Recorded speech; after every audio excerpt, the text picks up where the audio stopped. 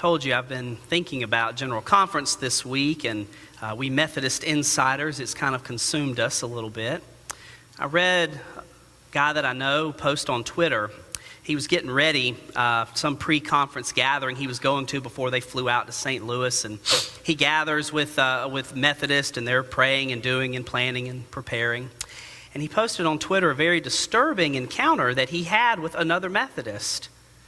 This person, in the course of the meeting or somewhere before it was over, actually said to him, "It saddens me deeply to even be considered in the same religion as you." Whoa, I know, that's hard words, isn't it? Saddens me deeply, they said, to be considered in the same religion as you. And he just posted on Twitter like, wow, have we really come to this as the church? Now let me throw a curveball at you. General Conference is gathering for one explicit purpose. They're gathering to determine what they hope is a future, a way forward, and how we welcome and include LGBT persons in the life of the church. That's the specific issue at hand, and I hate to call it an issue, but that's kind of the way it's coming off. Now, what if I were to tell you that the person who received these words, "It saddens me deeply to be considered in the same religion as you," what if I told you that that person worked for an agency that has been actively trying to keep restrictive language in place so that LGBT persons are not married and ordained in the life of the church? Does that change your reception of those hard words that he received? See, anger and bigotry comes in all shapes and sizes. There's not a one of us in this room, doesn't matter what issue it is, what side you come down on, what position you want to hold, that should not be, there's not a one of us that should not be bothered to some degree by these words of Jesus.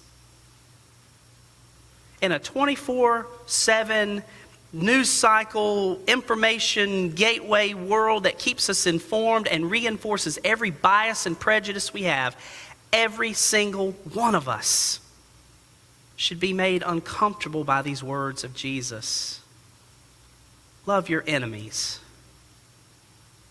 Not one of us in our self-righteous, atop our high horse, with our narrow-minded, judgmental views, doesn't matter what they are, not one of us should be made comfortable hearing these words. And by the way, if you are, let's visit after church, because there's this little thing called self-awareness I want to talk to you about.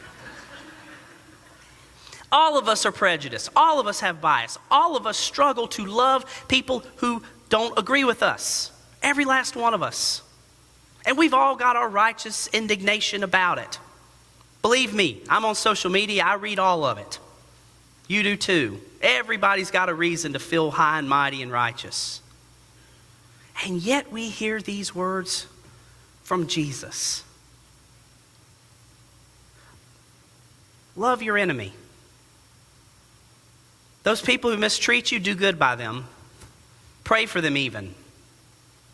Those folks you don't agree with, whose politics you can't stand, those people that you just don't even want to be in the same room with, yep, love them too. But he doesn't stop there, does he? I mean, Jesus almost rubs our nose in it a little bit, because he wants us to feel the weight of what radical love really is. He reminds us, if you love only those you agree with, if you love only those who think and see the world like you, so what? If you only love those who do good by you, who cares? Even sinners do that.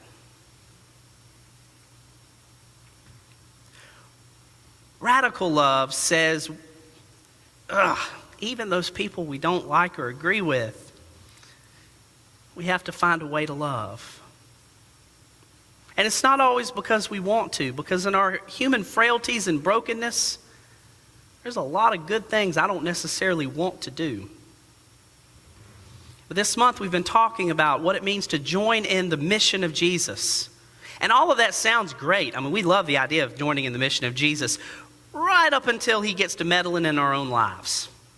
I love the mission of Jesus so long as he's convicting you in your life. I'm going to be honest with you. And you probably do too. So long as it's those people over there I don't agree with doing something wrong, I'm all about joining with Jesus. But when the lens turns and all of a sudden it becomes a mirror, I don't know, it's a little hard then. It's a little hard. To join in the mission of Jesus is to dare to see the world as God sees it. That every human life has value, even the ones we don't agree with. That every human being is a child of God, even the ones who think differently and, God forbid, even vote differently than us. That every person is of worth and value. And that's not always easy to live into, is it? I thought about that this week. By the way, this is difficult for you to hear. I've been working on this all week long, and I mean, it's like a constant, pebble in my shoe almost. Like, I don't want to, because now I'm talking about me. And I don't like the way this makes me feel, but we're all guilty, aren't we? I thought about it this week, those wonderful convicting words that Harper Lee puts in the mouth of Atticus Finch, that you'll never fully understand somebody until you crawl into their skin and walk around for a while. We never fully understand somebody until we dare to see the world from their point of view. Doesn't mean we're always going to end up agreeing in the end, but here's what it does do. It humanizes them, that we can love and disagree at the same time. That we can be on two sides of an issue and still be family. And dare I even say it, the church. Here are 3 questions I want you to think about regarding the people you might be thinking about already, your enemies, right? I want you to get them in your mind. First question is, who are your enemies? Those people that just grind you to death, right? You grind your back teeth about them. The people who every time you see their Facebook profile pop up, you just know it's something that's going to push one of your buttons. Think about the people who don't agree with you, the people that drive you crazy, that you don't even have to know their names and faces. Let's call them those people, because when you turn on cable news, whatever channel it is, there's always a those people, right? It's implicit, but it's there. Think about them. Who are your enemies? That's question 1. Question 2 is, why are they your enemies? Have you ever thought about that? Now, there may be some legitimate reasons why we disagree and need to come to terms maybe even, or even come to terms to say that our lives are lived better separately. But for the vast majority of us, I'd be willing to bet the vast majority of the people you consider enemies, not even sure you always know why they're your enemies. Or if you do, I wonder how serious that reason is. Because to me, why are they my enemies? It's one of 2 reasons. Either one, there is a reason and I need to determine how serious that is and maybe I need to deal with that. Or 2, I don't really know why they're my enemies, which means that I have all kinds of prejudice in me. And we all struggle with prejudice. Question 2, why are they your enemies? Which leads us to question 3. How could you bridge the gap between you and them? And I know what you're thinking, no, why do I have to be the one to bridge the gap? Why do I have to be the one to think about coming to terms with them? And there may be special cases that needs to be analyzed and prayed about more deeply. But for the vast majority of us, the vast majority of people we claim to be our enemies, why do we take the first step forward? Because Christ said so. I mean, Luke's walking us through. Luke calls it the Sermon on the Plain. Matthew calls it the Sermon on the Mount. We're not quite sure what the elevation was that he was talking, but it's the same difficult words.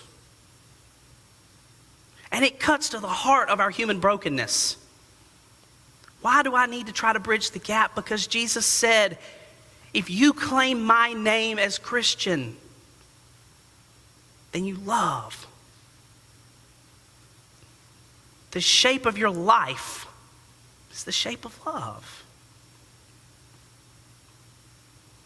So what can we do to take that step? I think maybe we spend some time reflecting on those prejudices and biases and those different things that just kind of come up in all kinds of angry moments and angry feelings and angry reactions. I thought about this week a column I read, an online advice column, this guy named Ask Andrews. Months ago I read this column. Maybe it was even during the election year, which was probably a very timely time for him to put this article out, but it was an advice column, and it was a son who was writing about his father. And he asked Andrew the question, Andrew, what do I do about my father? He's a conservative, bigot. I can hardly stand to be in the same room with him. I don't agree with anything he stands for. And he just listed this laundry list of just angry things. He just cannot stand his father. And he asked Andrew, what should I do? To which Andrew, in this is a much longer response, but just things that jumped out, I remember reading. He began his response by saying, read your question again. Now read it slowly. He says, in your laundry list of things that are awful about your father, never once do you reference him for his personhood. And whether you agree with him or not, whether you even like him or not, this man helped bring you into the world. And don't we at least owe it to see his human value? Andrew goes on in his response to say, what's destroying the world today is when one side believes the other side is destroying the world. You hear that? What's destroying the world today, he says, is when one side believes the other side is destroying the world. Andrew said, the world ends when beliefs conquer love.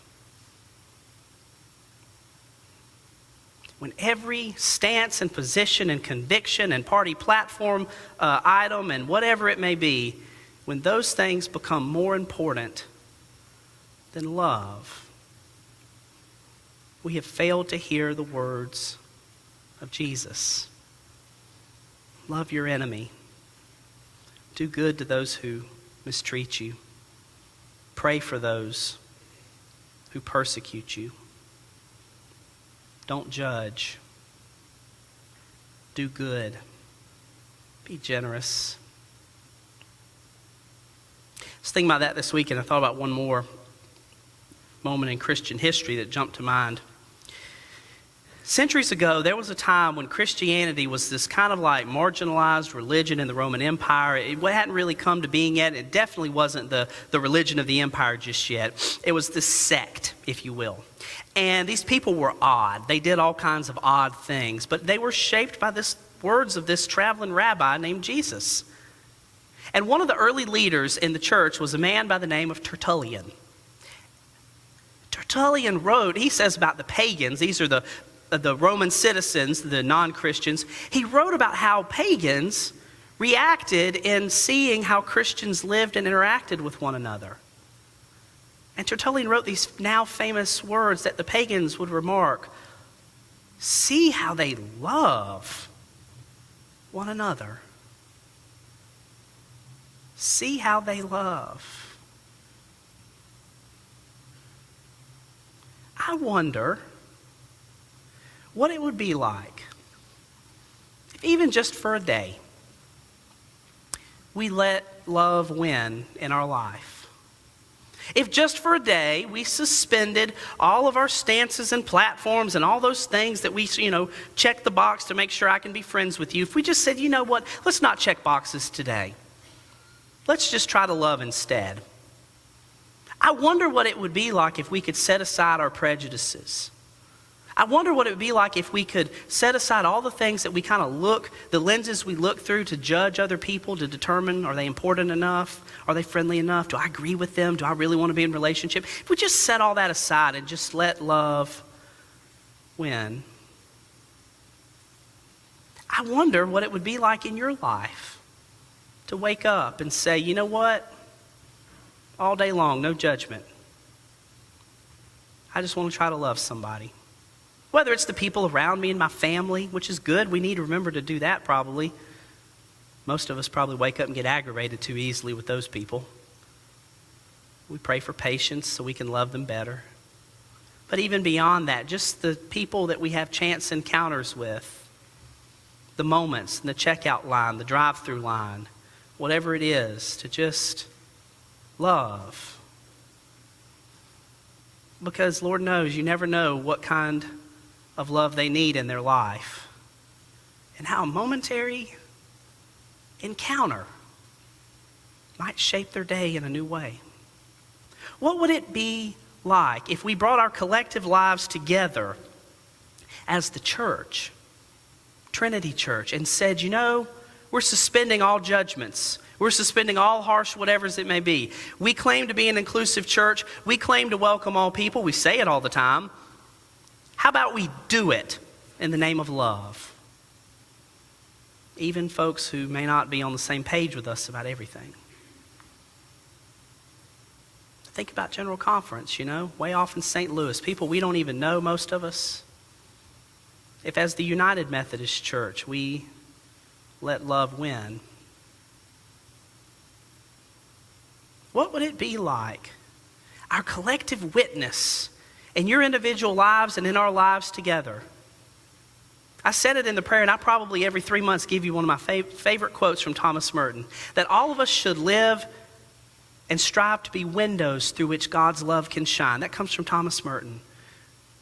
And you woke up every day and said, Lord, let me be a window through which your love could shine today. What would that look like? How would people, especially those maybe not familiar with the mission of Jesus yet, how would they remark when seeing us and the ways we love? How could we live in such a way that others would look and say, look, see how they love. Wow. Amen.